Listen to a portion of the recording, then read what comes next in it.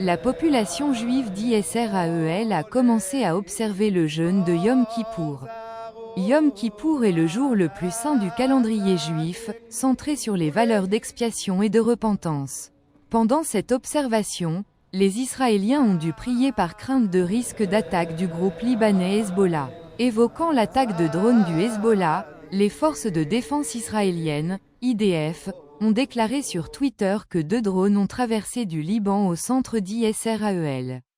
L'un d'eux a touché un bâtiment civil, tandis que l'autre a été intercepté.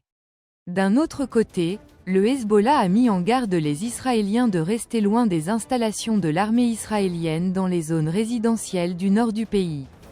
Dans une déclaration publiée en arabe, le groupe a déclaré que l'armée ennemie israélienne utilise les maisons des Israéliens et que pour préserver leur vie, les civils devraient rester loin de l'armée. De l'autre côté de la frontière, d'autres civils ont perdu la vie à la suite de la frappe israélienne contre l'école du camp de réfugiés de Jabalia à Gaza. Au moins 30 personnes ont été tuées dans la frappe, la majorité d'entre eux des femmes et des enfants selon l'agence de défense civile de Gaza.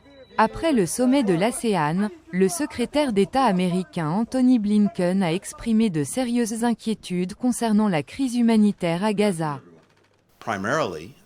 Something that we're deeply concerned with, which is trying to prevent the conflict in Gaza that started with the horrific attacks of October 7th from spreading, from going to other places and other fronts. And one of the things that I reassured many of our colleagues about was the intense focus of the United States, which has been the case going back a year. À mesure que la guerre s'étend, la crise humanitaire à Gaza s'aggrave, le Nord étant confronté à de graves risques de famine.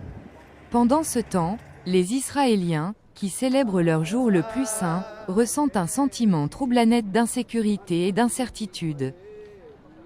Rapport du bureau, NewsX.